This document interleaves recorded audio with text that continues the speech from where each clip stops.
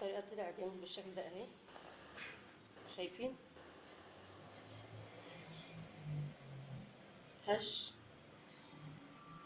هتعملي لولادك ان شاء الله في السندوتشات، هيبقى احلى سندوتشات من ايديكي. طبعا هتعملي من ايدك هيبقى احسن، وتشتري من بره. شايفين حضراتكم طراوه جميل اهو وهش. اتمنى يعجبك. هتعملي لولادك بكل سهوله بالشكل الجميل ده اهو. مخدش وقت، باربع مكونات بس، وطبعا المكونات كلها موجوده في البيت. اتمنى الفيديو يعجب حضراتكم.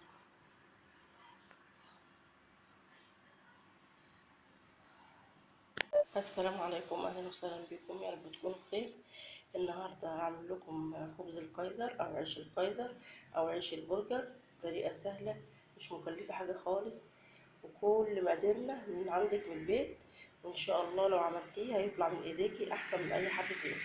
هنبدا بمقاديرنا هي. معانا كيلو دقيق. معانا الكيلو الدقيق هيبقى نصهم ميه، وبرضو على حسب الميه، على حسب الدقيق ما بياخد كميه الميه اللي وانت بتعجني. ومعانا 4 معالق زيت، ومعانا معلقه خميره او كيس خميره، ومعانا معلقتين سكر، ومعانا معلقه ملح صغيره، ومعانا هيبقى معلقه خل كبيره. هنبدا ان شاء الله في الوصف. عملت كده فحرة في الدقيق، هنزل بقى بالسكر والخميره مع بعض كده بالشكل ده كده،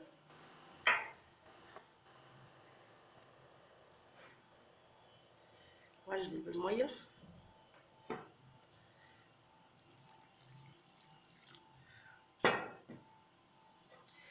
والزيت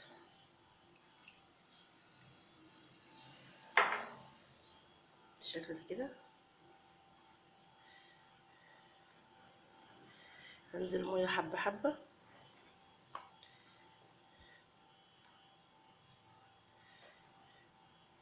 هنزود برضو شويه ميه بالشكل ده كده. العجينه دي هتبقى طريه بس مش بتلزق، يعني طريه وحلوه مش بتلزق او مش ناشفه. هننزل بمعلقه الخل.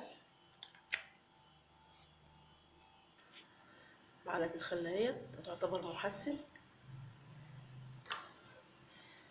هنقلب.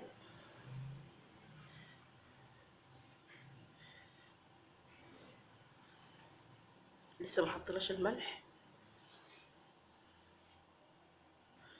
بالشكل ده كده. برضو هنعوز شويه ميه، الميه دافيه.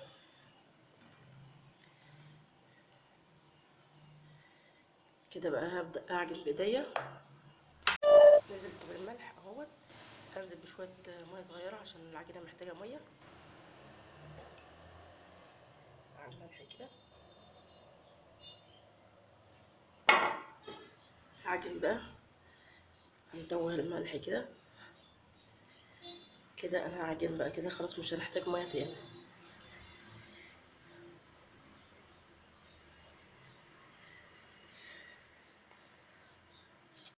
حط العجينه هنا عشان اتملكها في العجن. حط شويه دقيق كده تحت. هنبدا بقى العجينه حلو كده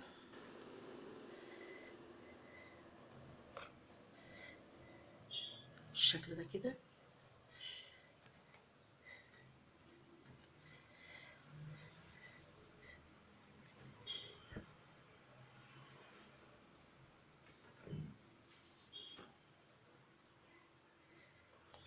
هتلم معانا بطبقه حلوه، هي مش طريه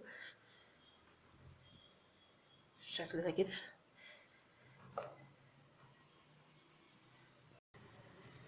العجينه بقت بالشكل ده اهي اهيت.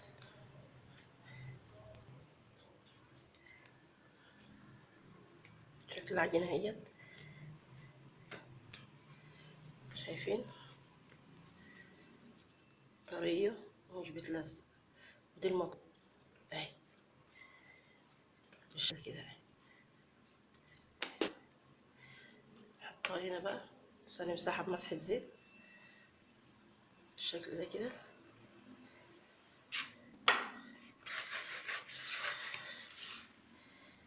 نحط العجينة ترتاح تخمر بالشكل ده كده. بعد ما تخمر هرجع لكم نشتغل فيها.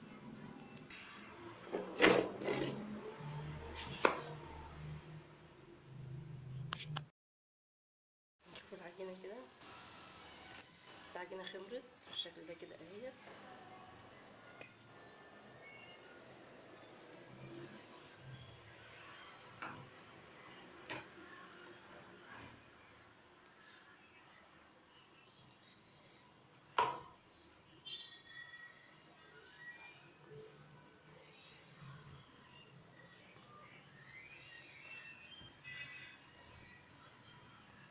بالشكل ده كده.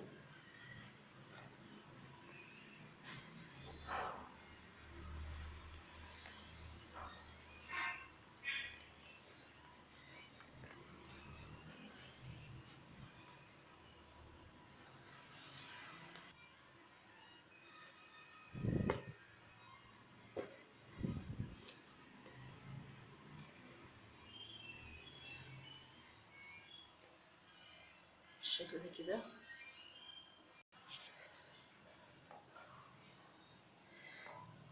هنقطعها كده بالشكل ده كده.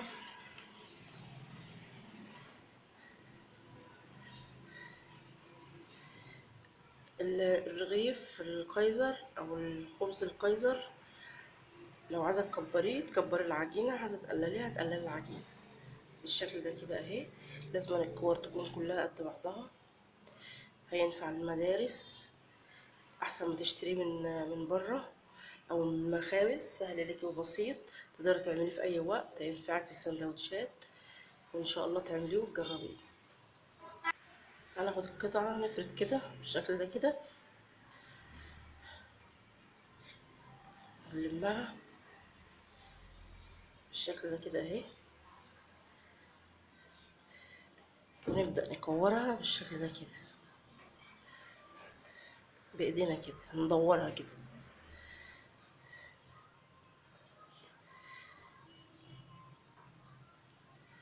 بالشكل ده كده اهي.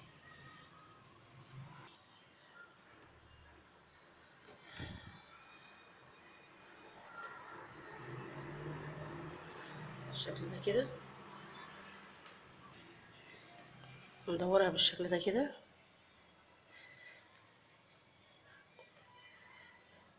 اهي، بقت بالشكل ده اهي. نحطها في الصاج بالشكل ده كده، هنحطهم في مسافة واسعة بين الواحدة والتانية عشان ما يلزقوش في بعض بالشكل ده كده.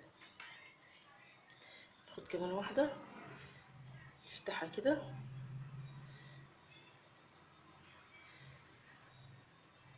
بالشكل ده كده اهي، ونبدأ ندورها كده بالشكل ده كده بين صوابعك كده، وتروحي مدوراها كده اهي بالشكل ده كده. احلى ما تشتريه من المخابز، هتعمليه في البيت بطريقة سهلة مش مكلفة حاجة خالص، الا الدقيق والمية والخميرة وشوية السكر والملح وبس كده.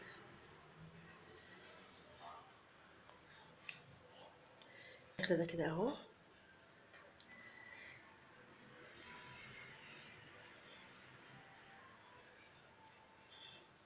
دوريها كده عشان تبقى مدورة وحلوة بالشكل ده.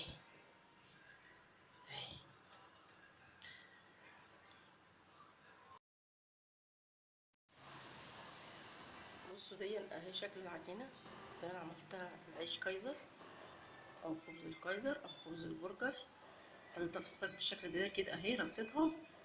هنعمل ايه بقى؟ يعني هنبططها شوية كده بالشكل ده كده اهي،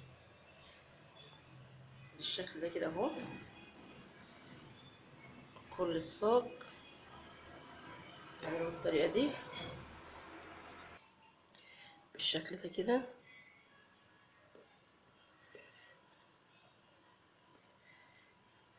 بعد كده هنسيبه يرتاح 10 دقايق. بعد كده ندهن وشه يا اما ببيض ولبن وصفار بيضة، ونحط عليه سمسم او حبة البركة، يا اما بمية يا اما بشوية لبن. ان شاء الله بعد ال10 دقايق هنشوف الطريقة اللي هنعمل بيها واوريها لكم. معانا صفار بيضة وشوية فانيليا عشان ندهن بيهم الوش. كده اهو الكايزر او الخبز الكايزر اهو خمر. هنبدأ بقى ندهن وشه بالشكل ده كده.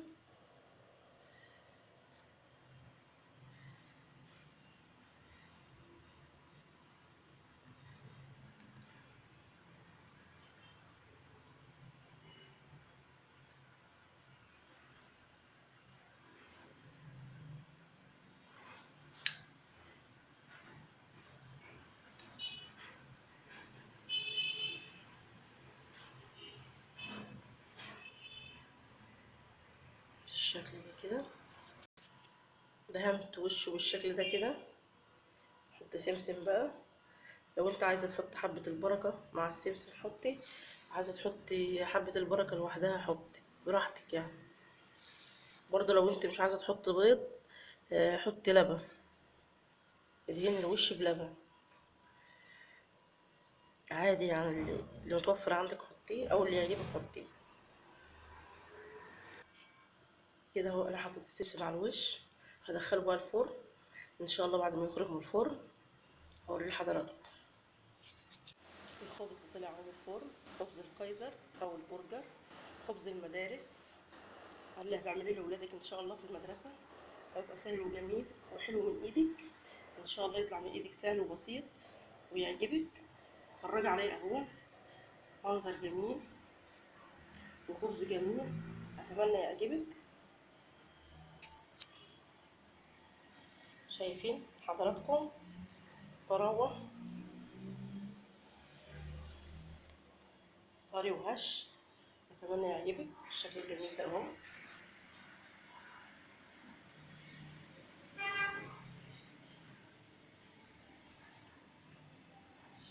بدل ما تشتري من المخابز تضمن نظافته وموفر ويتعمل بسرعة بالشكل ده اهوت. اتمنى الفيديو يعجب حضراتكم.